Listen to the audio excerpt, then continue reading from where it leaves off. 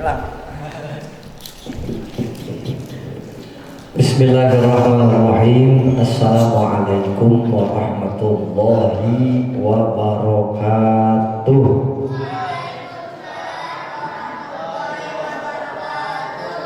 Alhamdulillahirabbil alamin.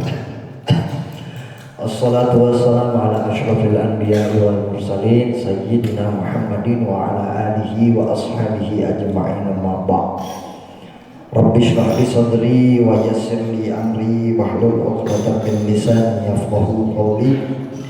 Subhanaka la ilma lana illa ma 'allamtana innaka antal alimul hakim.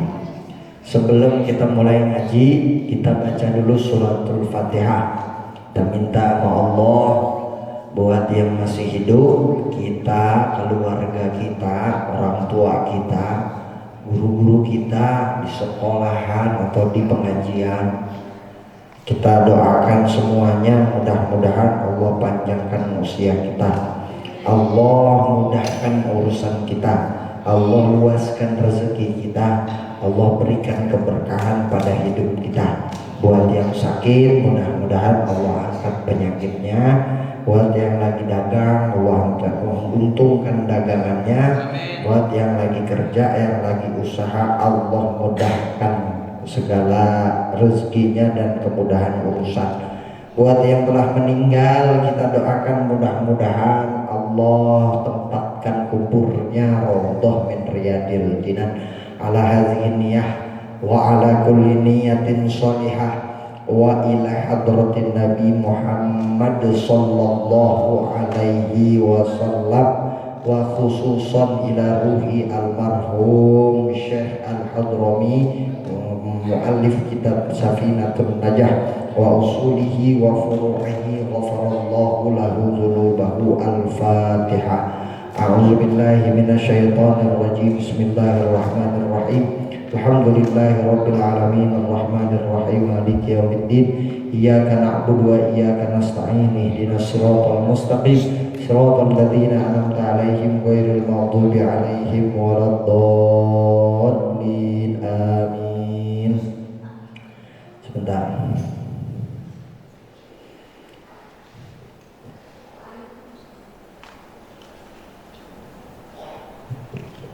Ini bisa di ini kan di crop bisa apa live ini? Enggak.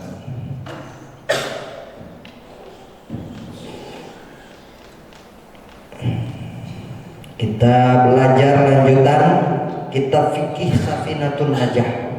Diulang ya, kemarin bulan lalu Bang Iki janji kalau penjelasan tentang istinja belum selesai.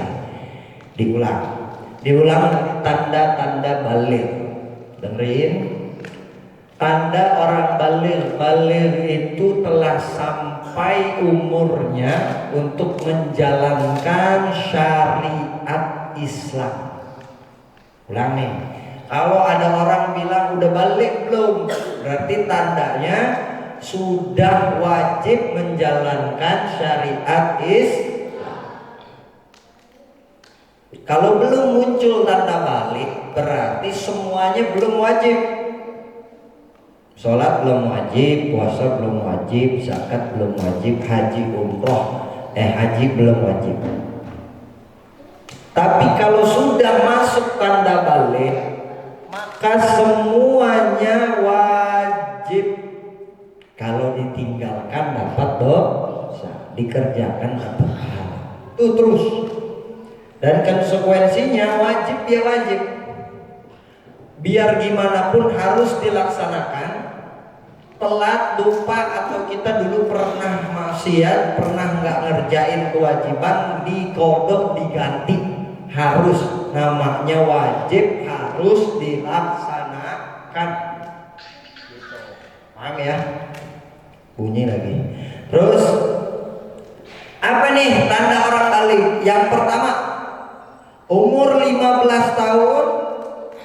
Tamamu khamsu asyrata sanatan fil dzakari wal unsa.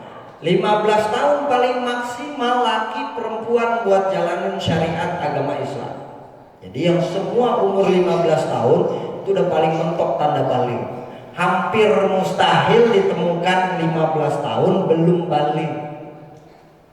Kalau 14, 13, 12 ada yang belum balik wajar. Tapi kalau 15 tahun, 16 tahun hampir tidak ditemukan. Semua pasti sudah balik. Apa tanda orang balik? Ihtilam buat laki-laki, al-ihtilamu fid dzakari wal unsa litis'i sinina. Buat laki-laki tandanya adalah mimpi basah. Ya, mimpi di mana kita sudah masuk tanda untuk dewasa. Nah, kemudian litis'i sinina wal unsa litis'i sinina. Perempuan tandanya adalah di umur 9 tahun tuh biasanya. Nah, perempuan yang biasanya umur 9 tahun al-haidu fil unsa. Kalau perempuan tandanya haid. Ini beragam kalau perempuan. 9 tahun ada yang udah haid, 10 tahun ada yang udah haid, 11, 12 dan seterusnya. Kalau sudah muncul tanda haid, maka wajib untuk melaksanakan syariat Jangan salah nih. Jadi paling mentok 15. Tapi kalau kita buku IPAS, buka bukunya IPAS tuh. Dulu waktu Bang Iki namanya IPA atau sains. Itu ada tuh tanda-tandanya. Kita sudah harus dewasa. Tanda puber itu ada.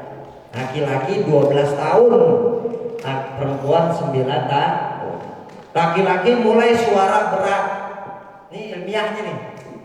Suaranya mulai berat. Muncul rambut di sekitar yang tidak biasanya ada. 2. 3. Dadanya lebih bidang. Bidang tuh lebih keker. 3. Laki-laki nih, itu udah muncul, itu tanda puber alias tanda balik. Perempuan sebaliknya juga sama, tadi ada haid atau menstruasi yang kemudian sudah mulai tumbuh pendewasaan. Juga sama, ada bulunya tapi ada tambahan di dadanya. Kemudian juga perempuan biasanya lebih cepat atau lebih duluan muncul tanda-tanda balik dibanding laki-laki biasanya. Ya, terus kita lanjutin. Syurutul ijza'il hajari samania. Ini yang kemarin salah nih. Yang kemarin salah, baik dibenerin. Tanda-tanda kita tanda-tanda syurutu syarat-syarat sah beristinja. Istinja itu membersihkan najis kita habis buang air besar atau buang air kecil. Tapi biasanya kalau istinja itu ya normalnya kita pakai air. Bagaimana kalau keadaan airnya tidak ada alias darurat? Lagi kita hiking, naik gunung, lagi kita berkemah, lagi kita ada di hutan, itu biasanya diperlukan ilmu istinja. Gitu. Kalau udah mulai mahasiswa biasanya udah mulai tuh ada kegiatan. Tuh, ikan apa yang pencinta alam lah lain-lain. Nah apa tuh? Ada 8. Kalau mau bersihin najis kita, cari yang pertama batu 3, jangan gede-gede. Nyesuaiin sama dubur wal kubul, belakang sama depan. Cari 3 biji. Kemudian ayun kial mahal. Apa tuh artinya? Bersihin tempat najis. Pastiin tempat najis yang mau kita buang bersih. Jangan udah ada najis orang kita lagi di situ. Di balik pohon udah bersih, di balik semak bersih. Bersih di sini maksudnya nggak ada najis orang lagi selain kita. Cara mastiinnya gimana? Gampang. Kalau udah kering udah nggak bisa, udah hilang, berbaur dengan tanah. Apa nih? Kemudian Allah ya jifan najasu. Pastiin najisnya belum kering. Maksudnya apa tuh? Kalau buang air besar segera, kalau buang air kecil segera, jangan nunggu kering. karena nggak bisa ntar pakai batu kalau kalau udah kering. Ini keadaan darurat nih. Kemudian wa alla yantakila, najisnya jangan pindah-pindah tempat. Buang di sini, karena yang kedua di sini, yang ketiga di sini, nggak bisa. Satu tempat yang sama. Karena kita kemarin belajar ada 3 tuh rukun agama. Hablum minallah, hablum minan nas, hablum minal alam. Salah satunya yang ketiga adalah mencintai atau hablum, ikatan kita terhadap alam semesta. Untuk menjaganya, membuktikan kita punya ikatan yang bagus dengan alam semesta, satu tempat aja cukup. Lagi, dengerin nih. Wala yatura'a alaihi akhar. Najis tidak tercampur dengan najis lain. Pastiin tuh, fokus aja buang air besar, buang air besar, buang air kecil, buang air kecil. Jangan bareng karena ini darurat. Tapi kalau ada air terserah, karena air media paling dianjurkan di agama Islam. Jadi jangan sampai dibarengin. Lanjut nomor 6. Alla yujawiza sof'atahu wa hasyafatahu. Tidak melampaui sof'ah. Sof'ah itu gampangnya apa ya? Tidak menutupi daerah dubur kita. Belakang kita nih nggak ada nutup, harus bersih sof'ah. Jadi jangan sampai kemana-mana. Tuh, buang air besarnya yang rapi karena keadaannya darurat. Jangan sembarangan, intinya gitu. Dan hasyafah, ya. Kalau kita lagi pipis, ya, depannya kita, depan kelamin kita juga jangan berserakan. Hati-hati itu, ya. Termasuk yang belum khitan. Makanya nih, yang belum khitan ada 2 nih pendapat ulama. Nih dengerin nih, yang belum sunat ada 2 nih pendapat ulama. 1, memperbolehkan anak-anak sholat di dalam masjid sebab dia pengen belajar. Ulama pertama ngebolehin anak-anak sholat di masjid karena sebab yang pertama. Apa tuh sebab pertama? Karena dia pengen belajar. Ulama yang lain ada yang berselisih nih. Wah, boleh anak-anak di dalam masjid. Ada ulama yang begini. Kenapa alasan dia nggak boleh di dalam masjid? Karena dia selalu membawa najis. Begitu bang. Kalau belum sunat, itu pipisnya nggak cuma keluar, tapi nempel di kulit yang belum disunat. Paham? Tuh. Kalau dia kering tetap najis. Nanti ada nih tingkatan kategori najisnya. Najis sedang, najis ringan, najis berat. Ntar kita belajar. Jadi karena dia bawa najis kemana-mana, dibersihinnya pun ulama khawatir tidak bersih, tidak bagus, maka sementara anak-anak tidak diperbolehkan. Menurut ulama ini ada 2. 1, anak-anak yang boleh di masjid sebab dia pengen belajar. 2, ada yang melarang karena dia belum benar. Paham ya? Tapi bagaimana caranya nih supaya anak-anak bisa? Dua-duanya boleh. Dua-duanya pendapatnya benar. Maka kalau pipis nih, hasyafahnya, pucuknya, kulitnya yang belum disunat dikeluarin. Sorry nih yang perempuan, tapi ini ilmu buat yang laki-laki. Ini ilmu fikihnya nih. Ini mumpung ada yang kecil-kecil, dikeluarin, paksa keluar kulitnya nih sebelum pipis. Kenapa? Supaya pas pipis nggak nyantol di hasyafah. Paham? Paksa keluarin, ditarik. Paham? Supaya najisnya nggak nempel di hasyafah, di kulitnya. Paham? Paham nih? Jadi jangan sampai kita nih anak-anak sini mujahidin, anak-anak yang di bawah usia 15 tahun, di bawah usia 13 tahun, sembarangan pipis aja, nggak dikeluarin Pak, main begitu aja, pasti nempel. Yang belum sunat bahaya nih. Paksain buat keluar kalau lagi pipis. Duduk lebih pas. Kenapa duduk lebih pas? Karena kalau posisi duduk neken. Beda nih kalau berdiri perutnya neken nih. Kenapa Rasulullah pipisnya duduk? Kenapa Rasulullah pipisnya duduk? Karena kalau duduk neken perut. Biar keluar semua. Tapi kalau berdiri nggak keluar semua karena nggak ada penahannya. Beda nih. Maaf, duduk tuh bukan duduk perempuan yang maaf nih harus dicontohin. Bukan duduk yang begini, bukan. Bukan, sunnah Rasulnya nggak gitu. Kaki kanannya nekuk. Laki perempuan sama. Fungsinya apa? Neken perut yang mau dipipis nih, tempat pembuangan diteken supaya keluar semua. Kalau berdiri nggak neken, nggak ada penahan nih. Kalau dua-duanya malah nggak keluar sempurna. Kenapa? Karena ini ikut neken. Ini tempat penyimpanan, tempat pembuangan nggak bagus nih.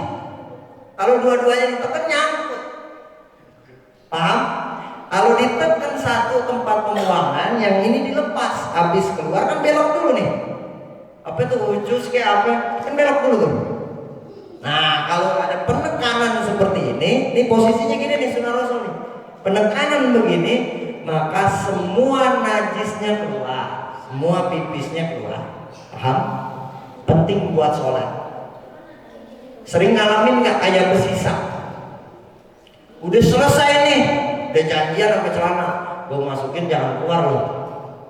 Udah masuk, keluar dikit, terus ya tadi gue bilang jangan, malah keluar. Pernah ngalamin? Karena berdiri nggak sempurna keluarnya.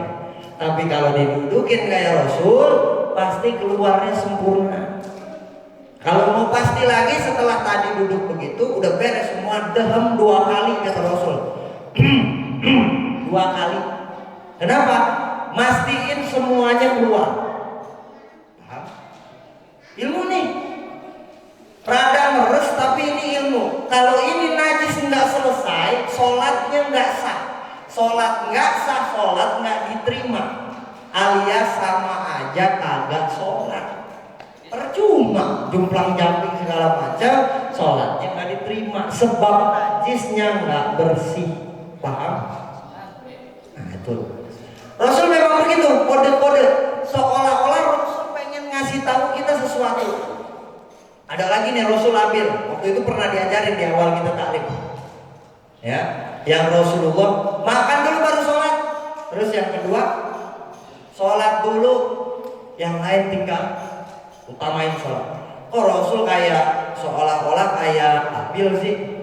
Narasinya kayak lain di mulut, lain di hati. Bukan. Ternyata Rasul pengen ngasih tahu kita supaya kita belajar di masa depan. Ada contoh satu. Ada hadis Rasul dhaif, tapi ada kalimat gini. La yashrabanna ahadukum qa'iman. Jangan kalian minum sambil berdiri. Rasul. Tapi di hadis lain Rasul minum air Zam-Zam sambil berdiri. Oh, kalau Rasul jadi begini nih, jadi kayak Abil nih. Katanya jangan minum sambil berdiri. La yashrabanna ahadukum. Tapi Rasul minum air Zam-Zam berdiri. Pertanyaan buat kita, kalau kita mau belajar, kenapa Rasulullah gitu? Ternyata air biasa ini, sebersih-bersihnya air ini, tetap ada bakteri. Kalau diminum pakai duduk, perut neken. Perut nih, anggap aja perut begini, neken. Sebelum air turun, disaring dulu sama bagian perut khusus mencerna bakteri. Bagian khusus tuh mencerna bakteri. Jadi air yang biasa kita minum ada bakterinya diserap sama nih bagian perut ini. Baru airnya bisa dicerna jadi darah buat kita. Kalau Rasul minum air Zam-Zam sambil berdiri, Rasul pengen ngasih tahu kalau air Zam-Zam air terbersih bersih di dunia. Nggak perlu disaring-saring, minum langsung. Nggak perlu ada saringannya karena dia nggak punya bakteri. Kenapa Rasulullah nyuruh makan dulu baru sholat? Karena Rasul lagi ngomong sama aki-aki. Badan udah lemas, makanan panas. Kalau dia sholat dulu, badan lemas, ke masjid panas. Jauh jarak masjid tuh nggak kayak gini. Ada mujahidin, ada aliman, ada al-ghufran dekat. Kalau ini jauh. Rasulullah itu paling setengah jam kalau ke masjid. Kalau pulang nanggung, pulang balik 1 jam. Nah ini aki-aki suruh kayak begitu. Satu, makanan udah dingin, dia nggak punya tenaga banyak buat sampai masjid, makan aja dulu. Udah selesai ikut. Sementara Rasul ngebakar rumah, ngancem orang buat ngebakar rumah. Jadi sahabat Nabi pernah satu orang diancam mau dibakar. Utamain sholat, kalau nggak sholat saya bakar rumah kamu. Tuh Rasul tuh galak banget, tegas banget. Tapi apa kata Rasul? Maksudnya pengen ngasih tahu kalau badan seger, badan sehat masih utamain sholat. Berapa gaji kita sampai kita berani ninggalin sholat? Berapa usaha kita, seberapa untung dagangan kita sampai kita bela-belain nggak sholat? Padahal dunia dan seisinya milik Allah. Nggak usah dipikirin. Kita mengejar dunia itu kayak bayangan. Kalau kita terus lari, bayangan semakin jauh dari kita. Dunia. Ini kan lampu nih, bayangan. Coba lari, coba jalan. Semakin kita mau deketin bayangan kita, semakin jauh ke dunia. Tapi kalau kita ngejar akhirat, lurus aja terus, nggak usah pikirin bayangan. Ntar bayangannya ngikut, paham? Ntar bayangannya ngikut. Masuk akal? Itu ilustrasi yang pengen dikasih tahu Rasul. Nah, sama ketika kita membahas tentang bersihin najis, ini hal sepele. Ngapain Islam ribet banget ngurusin ginian? Karena utamanya kan orang Islam nggak cuma bersih, tapi suci. Bersih beda sama suci. Bang Isi udah pernah bilang. Kalau bersih, maaf, orang Kristen bersih, orang Hindu bersih, orang Buddha bersih, wangi lagi, bahkan lebih bersih dari kita. Tapi Allah minta kita suci, bukan bersih. Apa tuh maksudnya? Suci di atas bersih. Kalau suci pasti bersih, belum tentu suci. Paham? Oke. Nomor 7, Allah yusibahuma. Saat kita buang najis di saat darurat, tidak punya air, jangan sampai najisnya kena air. Kita bawa minum cuma sebotol-botolnya. Kalau dipakai buat bersihin najis, malah kita nggak punya bekal lagi. Sementara Curug masih jauh. Kalau kita hiking nih, kalau kita naik gunung, irit-irit nih punya minum. Kalau dipakai buat buang najis nanti habis. Pakai batu solusinya. Tapi begitu kita bersihin najis, jangan sampai najis terkena air. Kalau terkena air dalam kena darurat, air jadi utama. Nggak bisa pakai batu lagi, habisin mau nggak mau airnya. Atau hujan, kita udah nyiapin 3 batu, udah semuanya, tapi begitu dibersihin hujan, maka batal karena ada air hujan. Logikanya, paham? Lagi, antakunal ahjar tahiratan, batu tersebut harus suci, harus bersih. Maksudnya bersih itu apa? Nggak bau kotoran, nggak bekas orang bersihin, ya kan? Harus suci. Paham sampai sini? Nyambung nggak? Pembahasan kita yang kedua, sekaligus pembahasan yang terakhir, rukun wudhu. Nih teman-teman nih, wudhu itu salah satu syarat bersuci, syarat sholat. Kalau nggak wudhu, sholatnya nggak sah. Sholatnya nggak. Rukun wudhu perhatiin, beda sama sunnah wudhu. Denger ya. Rukun wudhu beda sama sunnah. Sunnah wudhu yang biasa kita lakuin, cuci tangan, kumur, istinsyaq masukin air, istinsyaq keluarin air, muka, tangan, rambut, kuping, kaki. Tapi kalau rukun wudhu cuman singkat aja, nggak banyak kayak sunnah wudhu. Rukun wudhu cuma 6. Yang pertama adalah niat. Yang kedua adalah langsung membasuh wajah. Rukun wudhu langsung basuh wajah. Habis wajah ke tangan kanan, baru ke tangan kiri, sama sampai sikut. Habis itu mana? Langsung bagian kepala. Habis kepala langsung kaki. Ingat ini, muka rukun, niat, muka, tangan, kepala, kaki tertib atau berurutan. Ingat ada 6. Niat, muka, tangan, kepala, kaki tertib atau urut. Paham? Terus gimana Bang? Boleh nggak tuh wudhu begitu? Boleh. Kapan kita boleh? Kapan aja boleh. Tapi kalau ditambah sunnah wudhu, jadi ada tambahan pahala, bonus. Kalau ada kumur, bonus. Ada telinga, bonus pahala. Karena sunnah itu sesuatu yang nggak diwajibin, tapi kalau dikerjain dapat pahala. Paham? Paham ya? Mudah nih. Tapi kalau kita melaksanakan rukun wudhu nggak salah.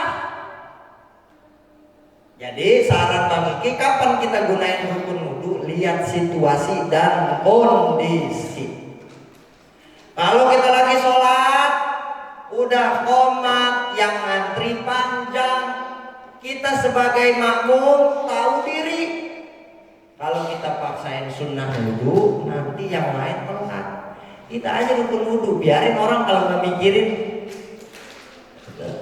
Islam itu tergantung bagaimana hubungan dengan saudara semuslimnya. Tuh Islam. Kita mikirin, wah kayaknya rukun wudhu aja nih udah qomat, biar lebih cepat plus dapat juga rakaat pertama.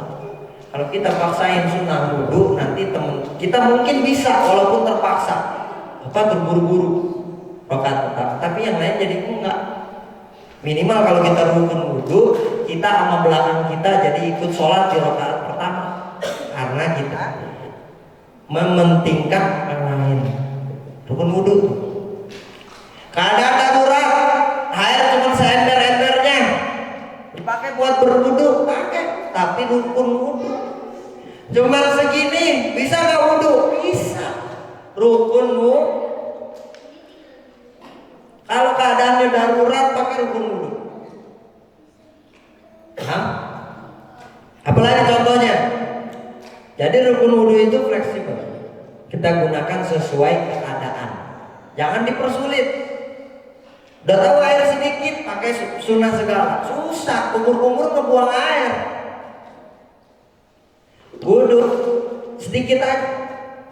Wajibnya sekali. Kalau 3 kali namanya muka aja sekali, tangan sekali kanan, tangan sekali kiri, kepala sekali, kaki kanan sekali sampai mata kaki, kaki kiri pun sekali. Beres, airnya ngeboros. Kalau emang keterbatasan air atau keadaan terburu-buru, tergesa-gesa, jangan dipersulit tuh, gampangin aja. Paham ya? Irit pasti 1 kali cukup, tapi basuhnya yang rata. Atau 1 kali bisa dibikin jadi 3 kali tanpa nambah air. Gimana tuh? Ambil airnya ke muka, jangan diangkat tangannya, terusin, balikin lagi 1, 2, lagi balik 3. Itu 3 kali tuh. Tapi tangan jangan diangkat. Maksudnya jangan ambil air atau ngerubah posisi. Itu jadi air baru jadinya. Satu, dua, ulangi aja tiga. Paham? Jadi rukun wudhu pertamanya apa?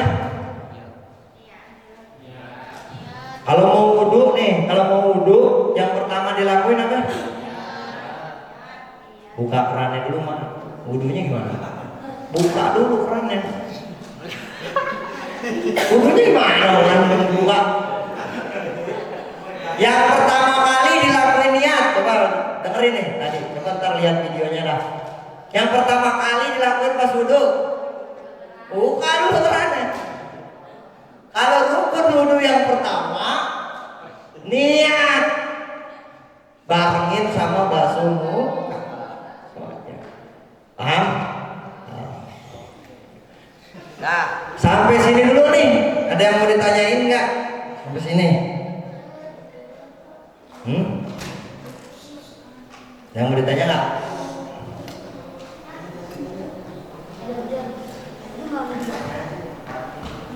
Ini udah, jangan banyak-banyak kalau pusing. Ini aja dulu nih. Bang, kemarin kayak udah dibahas ini. Enggak, nih sebenarnya mau ngejelasin ulang tentang istinja. Bahaya nih kalau nggak selesai, nggak tuntas. Nanti jadi salah paham ilmu, bahaya. Ini lagi balik lagi ngajinya bukan Bang Higi, tapi menerjemahkan kitab Safinatun Najah. Jadi ada pengarang kitab tentang fikih Imam Syafi'i, singkat, ringkas, simple. Ini namanya Safinatun Najah. Kita tinggal baca, belajar. Kalau kurang puas sama penjelasan ini, download aja PDF-nya banyak. Download PDF males, banyak-banyakin memori, browsing sama pasti yang dijelasin. Kenapa? Karena ini hasil dari terjemahan kitab Safinatun Najah. Sama. Ada yang mau ditanyain? Nah, sebelum ngaji ditutup sedikit nih karena udah mulai berkurang. Ini kenapa kira-kira anak-anak pada nggak ada ini? Hah? Tanyain deh. Jadi usahain kita istiqomah lah, gitu. Istiqomah kenapa? Karena masjid ini sendiri udah berusaha maksimal buat kita. Kita diberikan hal yang mungkin masjid lain nggak bisa ngerasain ini. Kamera gede, ada subsidi dari masjid untuk kegiatan kita sendiri nih, kita pribadi. Tuh yang perlu kita syukurin tuh. Gak banyak masjid yang bisa ngelakuin hal kayak gini, Bang Higi jamin. Karena Bang Higi kebetulan ketua Asira, banyak masjid yang gak bisa ngelakuin hal kayak gini karena kurang disupport sama masjid. Jadi masjidnya tuh cuman udah ngasihnya sekian atau bahkan gak ngasih sama sekali. Tapi kita disuruh makmurin masjid, bingung. Disuruh makmurin masjid tapi tidak dibiayai, bingung. Alhamdulillah mujahidin dibiayai, itu hal-hal yang patut kita syukuri, kita apresiasi. Gak banyak pengurus yang punya pemikiran kayak begitu tuh, gak banyak. Tuh, supaya kita istiqomah. Apalagi nanti pengajian di bulan Oktober di Al-Mujahidin nih. Nah ini harus banyak nih orang-orang ini. Bikinnya malam apa? Malam Sabtu? Malam Minggu.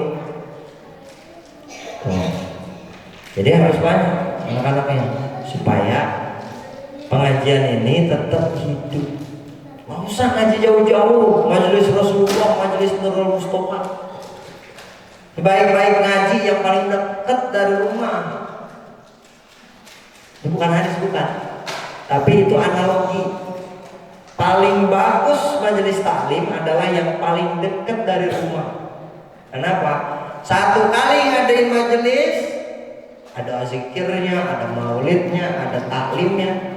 Ini yang kebagian kebaikan 40 rumah ke depan, 40 rumah ke belakang, 40 rumah ke kanan, 40 rumah ke kiri. Kalau kita bareng-bareng duduk di sini, itu memperluas istajab atau mustajabahnya doa-doa kita. sekaligus membentengi 40 rumah sekitar. 40 rumah itu banyak, kanan, kiri, depan, belakang, banyak itu. Kalau kita ngadain di Monas ikut MR sama itu kan nggak kebagian rumah kita jadinya. Tapi kalau kita duduknya di sini, sampai rumah kita kebagian berkahnya, lindungannya, rahmat Allahnya.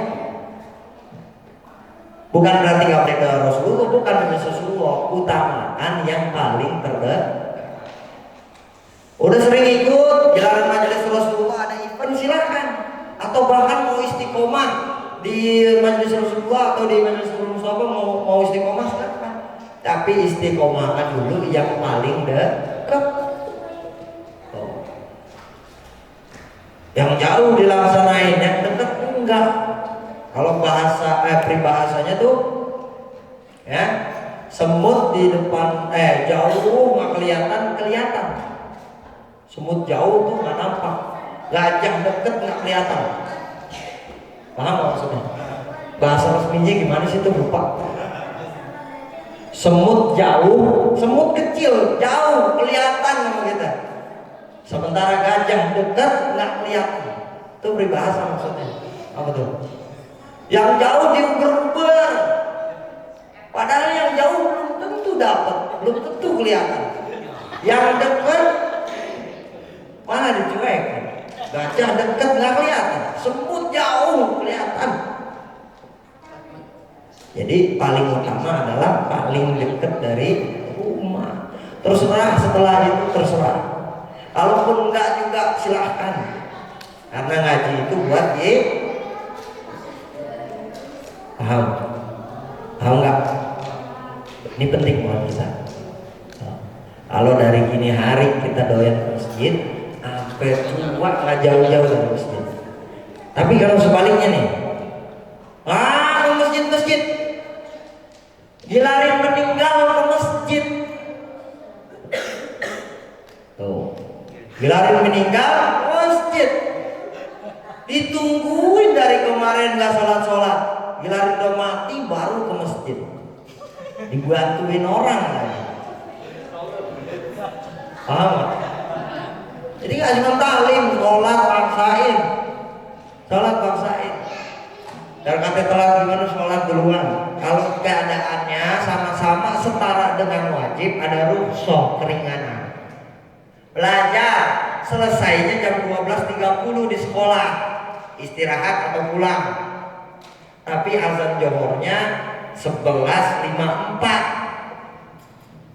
Kan lewat setengah jam lebih. Sama-sama wajib nih, belajar wajib, sholat wajib, maka rukhsah dikeluarkan dari fikih.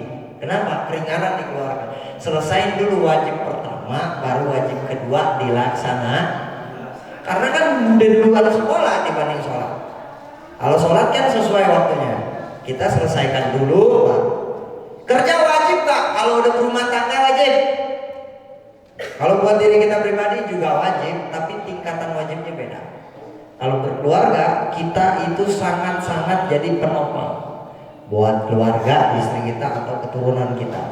Wajib tanggung nih, istirahat kalau jam kerja jam 1 siang, kecuali Jumatan dimajuin jam 11.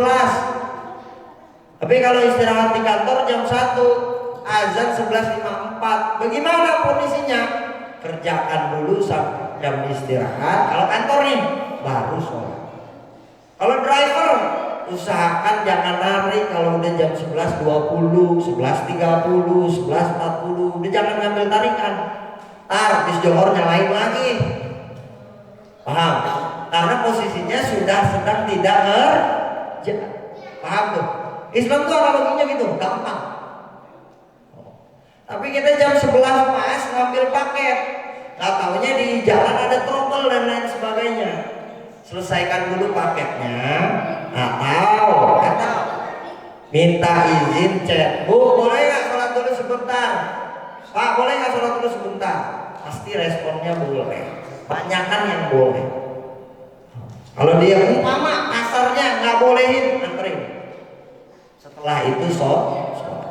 Karena dua-duanya punya tingkatan wajib yang sama. Begitupun yang haram. Yang haram nih, dengerin terakhir. Begitupun yang haram. Haram korupsi sama haram pacaran sama haram. Sama. Tapi gilarin bahas korupsi. Babi deh, jangan korupsi, babi. Haram babi sama haram korupsi sama haram. Gilarin babi kayaknya jijik banget. Tapi gilarin pacaran enggak, sama haram. Dua-duanya sama. Cuman beda posisi keharamannya aja. Tapi tetap haram. Nggak ada haram lebih mending, nggak ada. Haram haram. Oh, paham gak? Kayak Bang Iki nggak pernah aja, nggak pernah. Lu boleh tanya tuh. Bang Iki nggak pernah. Bang Iki kenal 3 bulan sama istri Bang Iki. Nggak pernah. Cuman sekedar kenal aja. Bukan yang jalan pergi ke mana tuh Citra lah, nonton yang setan-setan. Gua kagak paham daripada beli es lah malam-malam. Kagak sama. Kita jijik sama keharaman babi, jauh banget kayaknya deh, hak barang harus dijauhin banget. Pacaran sama. Tibakan makan babi juga sekalian. Apa jadi susah banget? Sama. Keharamannya tuh sama. Ini punya prinsip gitu. Gua udah punya semua, baru nyari. Kalau enggak jangan nyari. Ntar aja dulu. Aku masih demen-demenan mah, biarin aja. Mau gua ganteng dah. Paham gak maksudnya? Gak usah dipikirin, bentaran doang. 60. Ini kalau kata, ini bukan pikiran kolot, bukan. 60 tahun hidup di dunia, itu nggak sebanding. 1 hari di akhirat, 1000 tahun di dunia. Itu nggak seperberapanya hidup, nggak seperberapanya. Sejam mungkin. 1 jam hidup di akhirat sama dengan usia kita sekarang di sini. Tuh. Kok nggak kayak nggak masuk akal, Bang? Kita punya sesuatu yang Allah batasin. Akal kita nggak bisa mencangkup apapun yang Allah larang. Tapi kalau kita mau berpikir sedikit lebih logis, putaran itu cepet banget bumi. Saking cepetnya kayak nggak muter. Coba lihat kipas. Kalau ada kipas muter kenceng, perhatiin deh. Kayak ada yang gerak gitu pelan-pelan. Itu karena dia volumenya cuma bisa sampai 3. Dunia mungkin volumenya 200 sekian. Maka seolah-olah kita nampak nih. Padahal ini muternya kenceng banget. Muter dunia ini kenceng banget. Itulah kenapa rasio kehidupan di dunia lebih sedikit. Gitu. Karena percepatannya itu seolah-olah ada yang lambat gitu. Paham gak secara logika? Nah, di sini aja. Jadi mudah-mudahan kita semua bisa istiqomah. Kita tutup dengan sama-sama membaca Ummul Quran suratul Fatihah. Mudah-mudahan pengajian kita malam hari ini dapat ilmu yang manfaat, dapat keberkahan dari Allah Subhanahu wa taala, dan kelak ilmu-ilmu yang kita dapatkan hari ini bermanfaat di masa mendatang. Al-Fatihah ala hadhihi niyyah wa kulli niyyat salihah ila hadratin Nabi. Al-Fatihah. A'udzubillahi minasyaitonir rajim. Bismillahirrahmanirrahim. Alhamdulillahirabbil alamin arrahmanir rahim maliki yaumiddin. Iyyaka na'budu wa iyyaka nasta'in. Ihdinas siratal mustaqim. Siratal ladzina an'amta 'alaihim ghairil maghdubi 'alaihim waladdallin. Wa'fana ya karim, wa'fana ya rahman, wa'fana ya rahim, bi rahmatika ya arhamar rahimin. Warhamna Allahumma bihaqqil Fatihah wa bisirril Fatihah wa bi karamatil Fatihah wa bi syafa'atil Fatihah wa bi hidayatil Fatihah ya farijal ham ya kashifal gham ya man li 'abdihi yaghfir wa yarham. Allahumma anfa'na bima 'allamtana wa 'allimna ma yanfa'una warzuqna 'uluman tanfa'una bi rahmatika ya arhamar rahimin.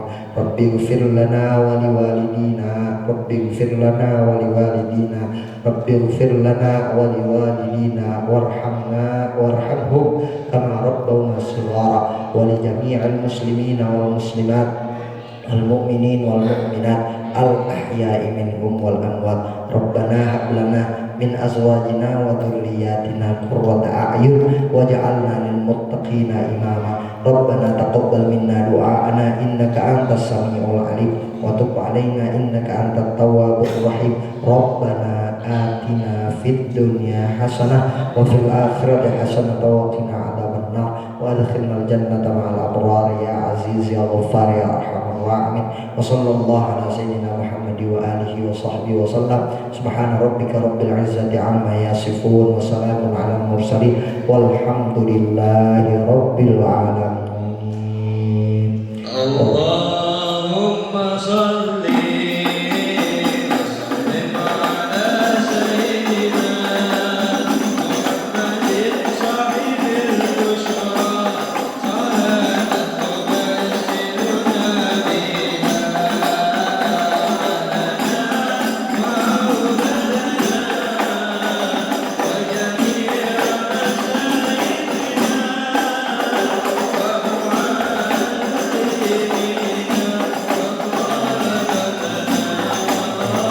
على